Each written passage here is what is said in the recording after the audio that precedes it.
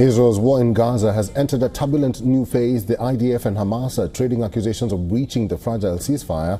Hamas is insisting it remains committed to the truce, even as reports of renewed Israeli airstrikes continue to surface across the Strip. U.S. Vice President J.D. Vance is preparing to visit Israel this week, leading a new diplomatic push from the Trump administration to advance the peace plan in Gaza. But on the ground, it's anything but peaceful.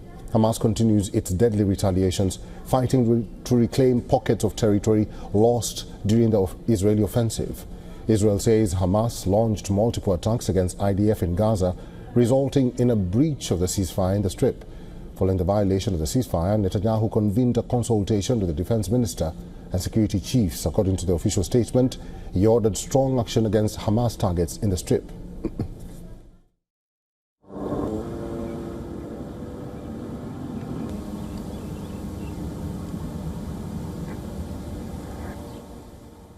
Today, the IDF announced terrorists fired an anti-tank missile and gunfire towards our troops operating in the area of Rafah to dismantle terrorist infrastructure, all in accordance with the ceasefire agreement.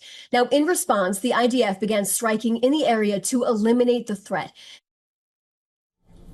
The IDF reportedly launched airstrikes in southern Gaza's Rafah. Gaza's media office has accused Israel of violating the ceasefire, with Hamas over 47 times since the truce came into effect in early October, killing 38 Palestinians and wounding nearly 150. These alleged violations included direct gunfire against civilians and deliberate shelling. Despite the turmoil, Netanyahu's cabinet has approved his plan to rename the war of revival, though some families of hostages and a handful of ministers have opposed the move, calling it premature. The beginning of the operation, I promised. Today, I am submitting for government approval the proposal to give the war a permanent official name, the War of Redemption.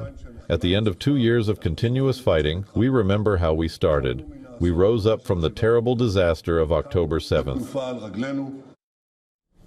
Netanyahu's office says that Gaza's Rafah crossing will remain closed until further notice, as long as Hamas does not ensure the retrieval of the remaining bodies.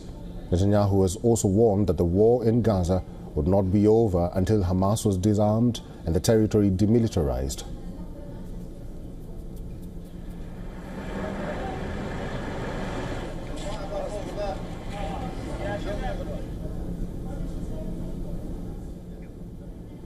The Rafah crossing is Gaza's only gateway to Egypt and a critical lifeline for humanitarian aid.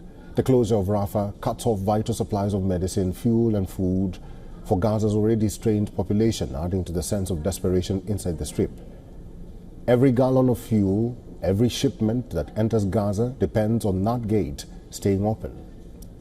Hamas has rejected U.S. State Department statement which alleged that the group is planning an imminent attack of civilians in Gaza or violation of the ceasefire agreement.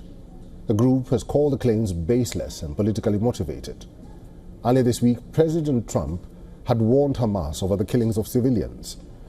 Hamas have stated that any Israeli escalation will hinder such operations, which will delay delivery of deceased bodies. Till now, Hamas has handed over the remains of 2 more hostages under a U.S. brokered ceasefire agreement. A convoy carrying the bodies arrived at the National Institute of Forensic Medicine in Tel Aviv on Sunday. So far, 12 out of 28 bodies have been handed over to Israel under the ceasefire and hostage deal. But beyond the diplomacy, Gaza remains trapped in ruins. 2 years of bombardment have left the enclave scarred beyond recognition. The United Nations estimates that more than 80% of its buildings are damaged or destroyed.